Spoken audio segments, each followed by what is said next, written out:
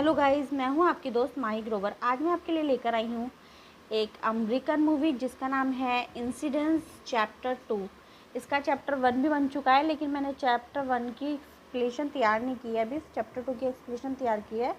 फिलहाल आप ये सुनिएगा, बहुत ही आपको मज़ा आने वाला है। इस फिल्म को डायरेक्ट किया है जेम्स वॉन ने, सन 2013 में रिलीज़ की गई है। 10 में से 6.5 इसकी रेटिंग है और से 5 स्टार में से 3 स्टार मिले हैं।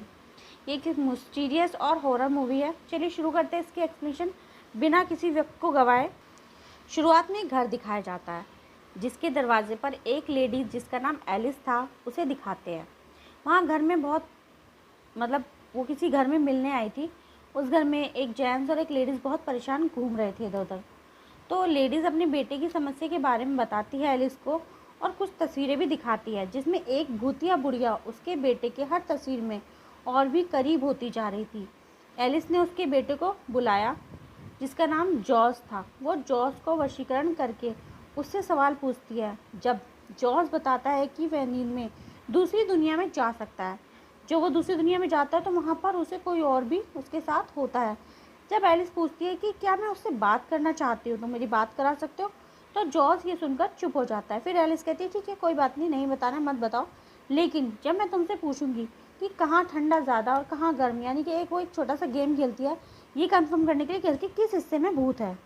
इसी तरह गेम को खेलते हुए जॉर्ज के कमरे में पहुंच जाती है और वहाँ पर वो बताती है गर्मी का इशू था वो जॉर्ज की अलमारी के पास ज़्यादा था, तो वो अपने आप अलमारी खुल जाती है। एलिस अलमारी के पास जाती है तो जोश उसे वहाँ जाने से मना करता है, लेकिन जैसे ही एलिस कपड़ों के बीच में हाथ डालती है वहाँ जोर से उसके हाथ पर चोट आ जाती है। तभी एलिस जॉर्ज के नीचे आके मम्मी को बताती है कि उस अंधेरी दुनिया से जॉर्ज के पीछे कोई आ गया है जो जॉर्ज के शरीर को पाना चाहता है।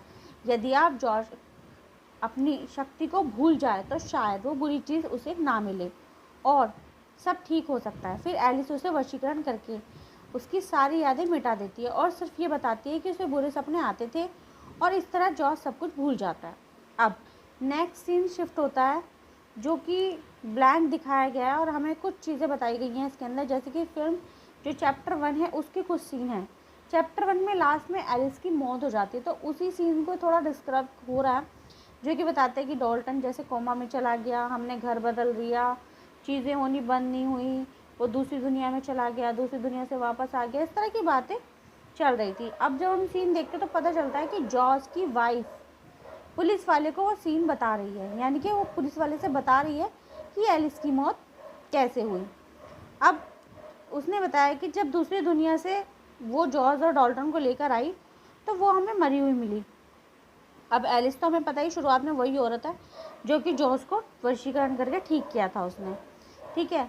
अब पुलिस वाला कहता है कि देखो, मुझे नहीं पता कैसे जॉर्ज ने मारा या लेडीज़ मरी, मुझे इतना पता है कि जो उस लेडीज़ के गले पे निशान थे उन्हें देखकर ये पता लगाया जा सकता है कि वो किसने बनाया, तो कोशिश करो वो जॉर्ज के ना हो। ये कह के अब नेक्स्ट सीन शिफ्ट होता है। वहाँ एक फैमिली दिखाई जाती है, नहीं वो फैमिली जॉर्ज की होती है। जॉर्ज ये वही छोटा बच्चा है जिसके बारे में शुरू से बात चल रही है। जॉर्ज की फैमिली होती है जहाँ में उसकी बीवी, 2 लड़के और एक छोटी सी बेटी जॉर्ज की दिखाई जाती है, जो कि जॉर्ज के मॉम के घर आते हैं और रहते हैं। शाम में जॉर्ज अपने बच्चे से पूछता है कि उसके बच्चे पूछते हैं जॉर्ज से कि हम यहाँ कब तक रहने वाले हैं। तो जॉर्ज बताता है कि बस कुछ ही दिन, जैसे हमारा वहाँ पे पुलिस का काम ख़त्म हो जाएगा उस घर में हम वापस चलेंगे। तो डॉल्टन नाम, यानी कि जॉर्ज का बड़े बेटे का नाम डॉल्टन था। डॉल्टन पूछता है कि क्या आपको कभी यहाँ पर कुछ डरावना लगा। जॉर्ज बोलता है नहीं, मुझे कभी यहाँ पे कुछ ऐसा नहीं लगा, और दोनों को गुड नाइट बोलकर चल जाता है। तभी छोटे वाला बेटा, यानी कि डॉल्टन से छोटा भाई, बोलता है कि भाई देखो, मैंने पेपर कप टेलीफोन बनाया है, आप इससे मुझसे बात करो, हम देखते हैं कैसे काम करता है। अब जैसे ही वो उससे बात करने की कोशिश करते हैं, वो उसका जो बाप था जॉर्ज, वो वापस आता है, उसे देख के डर जाते हैं और सो जाते हैं। अब नीचे दिखाया जाता है, किचन की तरफ सीन दिखाया जाता है जहाँ पर जॉर्ज की वाइफ बैठी हुई थी। उसे पियानो की आवाज़ सुनाई देती है, तो वो उस रूम में जाने पर देखती है कि वहाँ तो कोई रेडियो जो रखा था छोटा सा, वो पियानो की आवाज़ में बज रहा है। तभी वो उसे ठीक करती है तो उसे बेबी के रोने की आवाज़ आती है। जो सबसे छोटी बेटी थी वो उसके रोने की आवाज़ आती है। उसे सुनकर वो ऊपर जाती है, उस रूम में जाती है तो देखती है बेबी चुप है। उसे लगता है शायद उसको कोई वहम हो रहा है। तो अब वो क्या करती है, 2 स्पीकर रखती है, एक अपने साथ ले जाती है, बेबी के पास रखकर चली जाती है। अब नीचे उतरती है, फिर से पियानो की आवाज़ आती है, और जब वो पियानो को देखने जा रही होती है तो थोड़ा सा डर जाती है, जिसकी वजह से जो वहाँ पे बेबी वॉकर रखा होता है उससे टकरा जाती है। अब बेबी वॉकर जैसे एकदम वो टकराती है तो बजने लगता है, तो वो और भी ज़्यादा डर जाती है एकदम से। तो जैसे वो आवाज़ उसकी बंद करने की कोशिश कर रही होती है, बेबी वाले स्पीकर में से भी रोने की आवाज़ आने लगती है। अब वो तुरंत भागकर जब ऊपर पहुँचती है तो उसे बेबी नीचे ज़मीन पर गिरा पड़ा मिलता है। वो डर की वजह से बेबी को लेकर जॉस के पास जाकर बताती है कि ये सब यहाँ पर हो रहा है। जॉस कहता है बस चुप हो जाओ, ऐसा कुछ नहीं है। उसे शांत करता है और बोलता है कि प्लीज़ शांत हो जाओ, ऐसा यहाँ पर कुछ भी नहीं है, तुम्हें सिर्फ वहम हो रहा है। लेकिन जॉस की बीवी थोड़ी परेशान थी, पर वो ठीक है, सेटिस्फाई हो जाती है। अब दूसरी तरफ एक सीन दिखाया जाता है जहाँ पर एलिस के साथ काम करने वाले 2 लड़कियों को दिखाया जाता है। आप पहला चैप्टर जब देखोगे ना, आपको पता चलेगा एलिस अकेली काम नहीं कर रही थी, उसके साथ 2 उसके जूनियर असिस्टेंट थे जो उसके साथ काम कर रहे थे। वो एलिस के घर में जाते हैं क्योंकि एलिस तो मर चुकी है, वो उसके घर जाता है। उन्हें ये यकीन ही नहीं होता कि एलिस इस दुनिया में है ही नहीं, और एलिस के रूम में जाते हैं। वहाँ पर वो भूतिया चीज़ें रखी होती हैं जो एलिस ने कभी काबू में की होंगी, और वहाँ पुराना रिकॉर्ड रूम भी मिलता है जहाँ उन्हें जोस की पुरानी सीडी मिलती है जिसमें दूसरी दुनिया के जाने का रिचुअल किया हुआ था, यानी कि वशीकरण वाला जो होती है सीडी, उन्हें मिल जाती है। अब दूसरी ओर वापस उसी घर को दिखाता है जहाँ जॉस की मॉम डॉल्टन के कमरे में उसे देखने जाती है, यानी कि रात का सीन है। अब उसे गुड नाइट कहने जाती है और कहती है कि डॉल्टन अब प्लीज़ कहीं मत जाना, हमारे साथ ही रहना। लेकिन डॉल्टन नींद में बड़बड़ाता है, कहता है दादी आपके पीछे कोई है। वो औरत पीछे मुड़ के देखती है, उसे कोई दिखाई नहीं देता। वो सोचती है चलो नीचे जाके देखती हूँ, क्या पता कोई हो। नीचे जाके देखती है, वहाँ भी उसे कोई नहीं दिखाई देता। तभी अचानक से उसका भी बेबी वॉकर में पैर लग जाता है और वो एकदम से बजने लगता है। उसकी आवाज़ से वो डर जाती है, और जैसे ही वो थोड़ा उसे बंद करने की कोशिश करती है, उसके पास से एक परछाई गुजरती हुई दिखाई देती है। वो उसे आवाज़ भी लगाती है, पर वहाँ कोई नहीं था। फिर वो टेंशन में वॉशरूम में जाती है, मुँह धोने लगती है, गोली वगैरह खाती है। जैसे ही वो शीशे में अपना मुँह देखती है, ओह माय गॉड, उसके पीछे एक औरत खड़ी होती है, और वो औरत वाइट कपड़ों में थी। अब जैसे ही उसकी माँ पीछे मुड़ती है, देखती है तो कोई नहीं, दरवाज़ा अपने आप बंद हो जाता है, और जब वो दरवाज़ा खोलती है तो वहाँ पर जोश खड़ा होता है। अब वो इतना डर जाती है कि जॉस से जाके गले लग जाती है और कहती है कि देखो क्या हुआ यहाँ पे, ये वो। तो कहता है ठीक है कुछ नहीं हुआ है, डरो मत, और ना ही ये सब बातें किसी और को बताना। मैं नहीं चाहता कि मेरा परिवार ये सब सुन के डर जाए। अब वो भी समझ जाती कि ठीक है, अब क्या इतनी प्रॉब्लम से आए हैं तो इतना क्यों बोलना। उसके बाद सुबह डॉल्टन बहुत अपसेट होता है, मतलब नेक्स्ट सुबह की बात है। डॉल्टन बहुत अपसेट होता है। उसकी मम्मी पूछती है कि क्या हुआ बेटा, तो बताता है कि मम्मी रात अजीब सी बात हुई, मैंने सपने में देखा कि दादी मुझसे मिलने आई थी और उनके पीछे कोई खड़ा हुआ था। तो मैंने दादी को बोला कि आपके पीछे कोई है, तो दादी देखने के लिए चली गई। मैंने उठने की बहुत कोशिश की पर मैं उठ नहीं पाया, लेकिन जब तक मैं उठा तब तक दादी जा चुकी थी। और जब मैं नीचे उतरा तो मैंने देखा कि पापा किसी से बात कर रहे हैं। वो बोल रहे थे कि मैं नहीं कर सकता, तुम्हें जाना होगा। पूछता है कि मॉम के पापा ठीक हैं। उसकी मॉम कहती है ऐसी कोई बात नहीं है, सब ठीक है, फिक्र मत करो। और तभी ये बात चली रही होती है कि वहाँ पर जॉस आ जाता है और बोलता है कि आज मैं इन बच्चों को छोड़ने जाता हूँ, तुम आराम करो। दूसरी ओर गाइस आप तो जानते ही हैं एलिस और उन 2 हीरोज़ के बारे में। अब क्या है कि दादी को शक हो गया था। अब दादी एलिस के घर जाती है और उन्हीं दोनों चेले जो थे एलिस के, उनसे जाके मिलती है और बताती है कि उसके साथ रात को क्या क्या हुआ, और कहती है कि प्लीज़ मेरी हेल्प करो, मुझे लगता है कि अभी भी सब कुछ ठीक नहीं है। तो लड़के एलिस को वो एलिस के द्वारा जो एडिट की हुई वीडियो थी वो दिखाते हैं और पूछते हैं कि जॉस के पीछे भी जॉस दिखाई दे रहा है। वो कहती है हाँ दिख तो रहा है, पर मुझे नहीं पता, वहाँ तो सिर्फ मैं और एलिस ही थी, ये कैसे हुआ पता नहीं। तो वो तो सब डर जाते हैं कि ऐसे कैसे हो सकता है, छोटा जॉस आगे बैठा और बड़ा सीनियर वाला पीछे दिखाई दे रहा है सीढ़ी में, पहले नहीं दिखाई दिया। खैर अब वापस घर पे सीन शिफ्ट होता है जहाँ पर जॉस और जॉस की वाइफ थी। घर पर जॉस की वाइफ के पास पुलिस की कॉल आती है और बताता है कि निशान जॉस से नहीं मिल रहा है। ये सुनकर उसकी बीवी थोड़ी खुश हो जाती है और शांति से सांस लेते हुए जीने पर बैठ जाती है। तभी वॉकर उसके सामने आकर रुक जाता है और अपने आप बढ़ने लगता है। वहाँ पर उसे एक औरत दिखाई देती है जो एक गाना गा रही थी और अचानक से गायब हो जाती है। वाइफ उसका पीछा कर रही होती है। अचानक बेबी के रोने की आवाज़ आती है और वहाँ उस रूम की तरफ भागती है तो रूम में अपने आप आवाज़ें तेज़ होने लग जाती है। अब रूम अपने आप एकदम से बंद हो जाता है, जैसे कि वो जाकर देखती है रूम में, और उसके बाद उसे एक अजीब सी आवाज़ आती है जैसे कि किसी ने चाटा मारा हो बच्चे को, तो वो बाहर से चिल्ला रही होती है, खोलो दरवाज़ा, कैसे खुलेगा, मुझे कुछ इशू हो रहा है, खोलो खोलो मेरी बेटी अंदर है। पर जैसे एकदम से दरवाज़ा खुलता है, वहाँ पे कोई नहीं होता, ना उसकी बेबी होती है ना कोई और होता है। एकदम से बेबी के रोने के बाद नीचे से आने लगती है।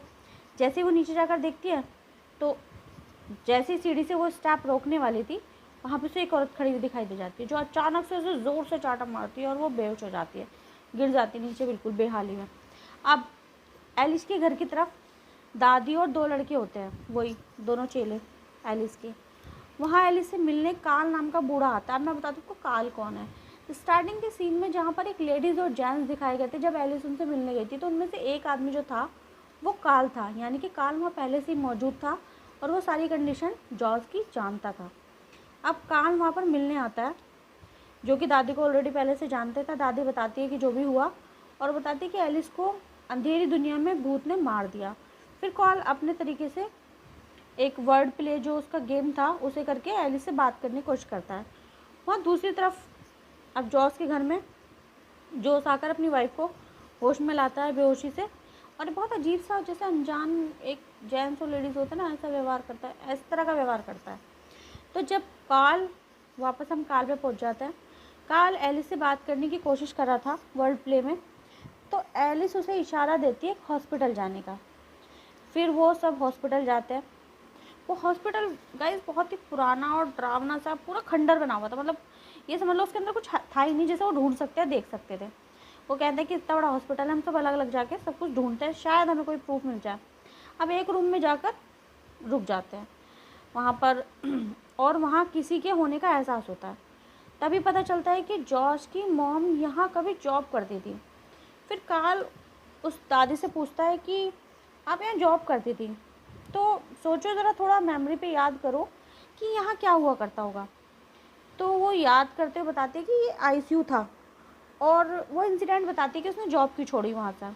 कि एक दिन जब मैं जॉर्ज के साथ हॉस्पिटल में आई थी आईसीयू में, तो यहाँ पर एक बूढ़ा आदमी भर्ती था, जो कि काफ़ी दिन से बेहोशी की हालत में था और उसके उठने के भी कोई आसार नहीं था, कोमा में था।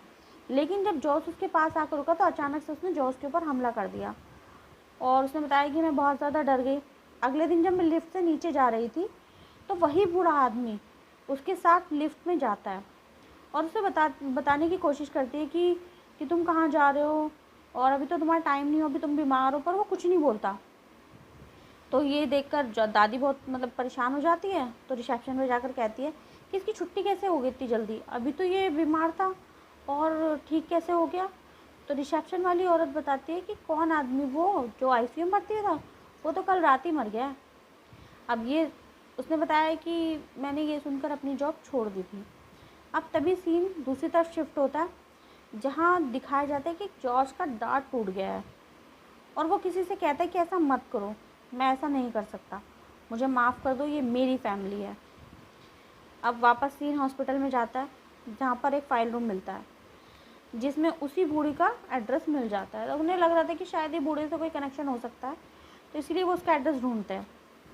अब घर पर उसकी वाइफ को होश आ जाता है, वो तड़फड़ करके उठती है, बेबी के पास भागती है, बेबी को देख के ठीक है। जो उसको सब चीज़ें बताती है, जो कुछ नहीं सुनता और कहता है सब ठीक है, और ये कह के नीचे उतर जाता है। जब वो नीचे उतर रहा होता है, तो पियानो रूम में से आवाज़ सुनने लग मतलब वापस आने लग जाती है। वो सुनकर जाता है वहाँ पे, तो वहाँ कोई नहीं होता। उसकी वाइफ कहती है कि देखा, मैंने बताया था ना, वैसे ही हो रहा ना जैसे कि मैंने तुम्हें बताया था, ये ट्यून बजती है। और तुमने सुना है ट्यून कौन सी है? तो कहता नहीं, मुझे याद नहीं है। तो कहते हैं तुम्हें याद नहीं, ये तो मैंने तुम्हारे लिए गाना बनाया था। जो उसके कहते हैं हाँ हाँ बनाया होगा, मुझे इस समय कुछ भी याद नहीं आ रहा, मुझे सिर्फ इस समय इतना पता है मेरी फैमिली परेशानी में है। तो उसकी बीवी कहती है ठीक है यार, हो सकता है, परेशान है इंसान, दिक्कतें चल रही हैं। अब उस बूढ़े का घर दिखाया जाता है, जिसके एड्रेस पे वो हॉस्पिटल से ढूंढ कर पहुँचते हैं। वो वहाँ जाते हैं सभी, यानी कि दादी, काल और वो दोनों चेले वहाँ जाते हैं। अब उस घर के वो एक रूम में जाते हैं, जो चेले थे दोनों। जब बच्चों का रूम लग रहा था, वहाँ पे बच्चों के घोड़े वोड़े रखे हुए थे, एक डॉल हाउस था। तो एक वहाँ पर बच्ची दिखाई जाती है। तो वो लड़कों से कहती है कि यहाँ से चले जाओ, अगर उसने तुम्हें देख लिया तो वो मुझे तुम्हें मारने का मजबूर कर देगी। और दोनों डर के वहाँ से भाग जाते हैं। फिर दूसरी तरफ डॉल्टन सो रहा था। अब दोपहर का सीन है शायद, तो डॉल्टन सो रहा था, पेपर कप उसके पास ही रखा हुआ था, जो बनाया हुआ था पेपर कप टेलीफोन जो था, तो अब उसके पास ही रखा था, बिस्तर पे एक कप था उसके। तो उसमें से आवाज़ आने लगती है, डॉल्टन डॉल्टन डॉल्टन। अब उसे लगता है कि शायद उसका भाई है जो उसे परेशान कर रहा है, सोने दे। तो कहता है प्लीज़ सो जाओ, मुझे सोना है, मुझे परेशान मत करो। तो फिर वापस आवाज़ आती है, डॉल्टन डॉल्टन। जब डॉल्टन उठ के देखता है कि दूसरा कप अलमीरा के अंदर था, तो कहता है कि अलमीरा के अंदर कैसे चला गया। वो कहता है वहाँ कौन है। तो एकदम से अलमारी में से तार कोई खींचता है, जैसे उस कप को कोई खींच रहा, और वो डर कर पूछता है कि कौन है वहाँ। तो वहाँ से एक औरत निकलती है जो कि रोने लगती है, मुझे बचा लो मुझे बचा लो करते। ऐसे देखते देखते हम बहुत सारे भूत आ जाते हैं, और सीन वो गाइस दिखने वाला था, बहुत डरावना सीन था।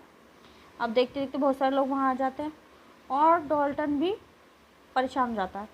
वो फटाफट अपने भाई के पास जाके चादर में घुस जाता है, लेकिन वो कोशिश करता है बचाने की, लेकिन फिर भी सारे भूत उस पर हमला कर देते हैं। तभी इसकी वो मम्मी आ जाती है, उसे बचा लेती है। फिर वो देखती है कि बहुत ज़्यादा डरा हुआ है डॉल्टन, और चादर भी उसकी फटी हुई, जो चादर उसने ओढ़ी थी वो फुल फट चुकी थी। तभी वो बैट लेकर, मतलब वहाँ पे दूसरे नीचे की तरफ दिखाया जाता है कि बैट लेकर जॉस ऊपर की तरफ जाता है, और पियानो के पास जाकर हमें पता चलता है, मतलब अब हमें पता चलता है कि जो पियानो की आवाज़ बार बार आ रही थी वो जॉस की जो रूह है, जो असली रूह है, यानी कि उसकी जो आत्मा है वो वहाँ बैठी हुई है। और वो पियानो बजाकर ये बताना चाह रही थी कि मैं यहाँ हूँ और ये जो है वो नकली है। लेकिन ये बात कोई कैसे समझेगा, कोई जॉस को देख थोड़ी ना रहा है। तो अब हमें वहाँ पे पियानो पर एक आदमी दिखाया जाता है जो कि जॉस की तरह था, उसकी आत्मा। अब बूढ़े का घर दिखाया जाता है दूसरे सीन में, जहाँ कार्ल वर्ड प्ले करता है और रूह से बात करने की कोशिश करता है। उसे लगता है कि वहाँ भी एलिस है, तो उसे पता चलता है कि वो एलिस नहीं है, बल्कि कोई डरावनी रूह यानी कि डरावनी आत्मा है जिससे बात कर रही है और दादी को मारने की कोशिश करती है। तभी जब दादी को चोट लगने वाली थी, तभी दादी की नज़र एक तस्वीर पर पड़ती है, और दादी बताती है कि वही औरत है जिसको उसने अपने घर में देखा था, यानी कि रात को जो मिरर में दिखी थी उसे, वो वही भूतिया औरत है। तभी अचानक घर के सारे दरवाजे बंद हो जाते हैं, और वहीं एक अलमीरा दिखाई देती है जिसमें से आवाज़ आने लगती है। जब उसे खोला जाता है तो उसमें से बहुत ज़्यादा बदबू आ रही थी, और एक रूम की तरफ वहाँ बहुत सारी ढकी हुई बॉडी रखी हुई थी उस रूम के अंदर, जिन्हें वहाँ पर एक बॉक्स भी मिलता है। उसमें कुछ पेपर की कटिंग होती है जिसमें ब्राइड एंड ब्लैक करके नामक जुड़ी हुई औरतें के बारे में लिखा हुआ था। अब धीरे धीरे सब कुछ साफ होने लगता है, और पता चलता है जो बूढ़ी औरत डायन का किरदार उस मूवी में निभा रही है, दरअसल वो एक आदमी है। यानी कि वो जो छोटी लड़की रूम में दिखाई गई थी जो बताती है कि मुझे मारने के लिए कह देगी, वो लड़की नहीं थी, वो लड़का थी जिसका नाम पार्कर था, और उसी ने सबका कत्ल किया था एक औरत बनके, जो कि ब्राइड एंड ब्लैक के नाम से जानी जाती थी। अब दादी को अपने घर के बाहर जाकर, मतलब जब दादी को तो सब कुछ पता चली गया, और वो जाती है जॉस की वाइफ को बताने के लिए। तो दादी अपने घर के बाहर जाती है, तो जॉस की बीवी तो वहीं मिल जाती है बाहर ही। तो कहती चलो अंदर चलते हैं, तो दादी मतलब मना कर देती कि नहीं, ये अंदर नहीं जाना है, मेरी बात सुनो, पहले गाड़ी में बैठो, हम बाहर जाके बात करेंगे। वो बाहर जाके बात करती है, तो उसे बताती है कि वहाँ पर क्या हुआ उसके साथ, कार्ल और दोनों लड़कों के साथ जो भी था, वो सारा कुछ बताती है डिटेल में। और फिर कहती है कि वो हमारा जॉस नहीं है, वो दूसरी दुनिया से आया हुआ कोई और है, जॉस हमारा शायद वहीं रह गया। अब दूसरे सीन में जब वो जॉस की बीवी को ले जाती है दादी, तो जॉस से मिलने के लिए कार्ल जाता है प्लान बना के कि वो इसको बेहोश करेंगे, हिप्नोटाइज़ करेंगे सही करने के लिए। तो लेकिन कार्ल क्या करता है, बातों बातों में जॉस को गुस्सा दिला देता है। अब जॉस को इंजेक्शन लगाने के लिए तैयारी कर लेता है कार्ल, ताकि हम इसे देख ले, पानी के बहाने जॉस को भेज देता। लेकिन जॉस भूत था भाई, वो क्यों नहीं समझेगा। तो उसने क्या काम किया, वो चाकू ले आया मारने के लिए। तो अब जब वो उस पर वार करने लगा, तो लड़के बाहर गाड़ी में बैठे हुए सब कुछ सुन रहे थे, वो भी आ गए। वो जॉस को काबू में करने की कोशिश कर रहे थे, लेकिन कार्ल को चाकू लग जाता है और वो मर जाता है। फिर कार्ल जॉस से मिलता है अंधेरी दुनिया में, यानी कि जो रियल कार्ल था वो जॉस के पास, उस जॉस को मिल जाता है। ठीक है, अब मरने के बाद जो असली, वो कार्ल का वेलकम करता है और कहता है कि अगर तुम यहाँ पर आए हो तो इसका मतलब तुम मर चुके हो। तो अब ये कहानियाँ ख़त्म होती है। उसके बाद जो भूत यानी कि जो जॉस था नकली वाला, उसके शरीर में जो भी भूत था वो उसे भड़काने लगता है, वो कहता है कि बदला ले लो, देखो तुम्हारे साथ क्या कर रहे हैं ये, तुम इनके साथ रहना चाहते थे, फैमिली बनना चाहते थे, लेकिन तुम्हारे साथ रहना नहीं चाहते, अब तुम्हें इसके बदला लेना पड़ेगा। ये सब कह के उसे भड़का देते हैं अच्छी तरीके से।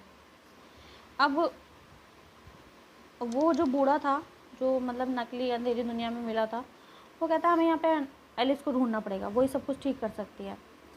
फिर वहाँ पे एक उन्हें भूत मिल जाता है जो कि इशारा करके बताता है कि उन्हें कहाँ जाना है। अब यहाँ पर पहली फिल्म यानी कि चैप्टर 1 का सीन दिखाया गया है, जहाँ पर दरवाज़ा खड़कता है, जॉस खोलने जाता है, बच्चे का डरा हुआ दिखाई देता है, तभी वहाँ पर एलिस आ जाती है जो भूत को भगाती है। यानी कि ये वो सीन दिखाया गया जो कि स्टार्टिंग में उस फिल्म में दिखाया, मतलब फर्स्ट चैप्टर में दिखाया गया। जब आप फर्स्ट चैप्टर की आपको एक्सप्लेनेशन दूंगी तो आप बेहतर समझ जाएंगे, या फिर आपने फिल्म देखी होगी तो आप उससे भी ज़्यादा बेहतर समझ सकते हैं।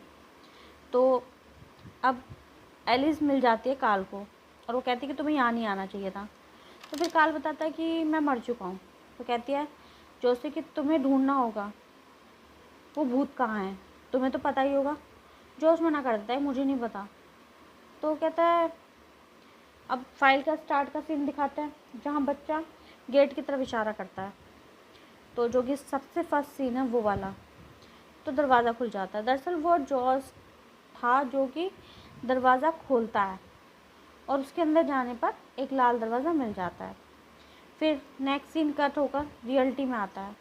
जॉस की मॉम और वाइफ जब घर जाते हैं तो उन दोनों पर हमला कर देता है जॉस। वो भागते हैं, जॉस दोनों को पकड़ लेता है, तभी बच्चों की गाड़ी आ जाती है, मतलब बच्चे भी आ जाते हैं और वाइफ को मारने ही वाला था कि पीछे से डॉल्टन आकर फटाफट जॉस के सर पर बैट दे मारता है और बेसमेंट में जाकर छुप जाते हैं और गेट लॉक कर देते हैं। दूसरी तरफ अंधेरी दुनिया में जॉस पाकर के घर जाता है, जहाँ पाकर को उसकी मॉम लड़की की तरह बनाती हैं और मारती हैं। फिर वो औरत एलिस और काल को शक्ति के बारे में निकाल देती है, मतलब बाहर निकाल देती है और जॉस अंदर बंद हो जाता है। दूसरी तरफ रियलिटी में डॉल्टन बोलता है कि मैं पापा को ढूंढने अंधेरी दुनिया में जाऊंगा।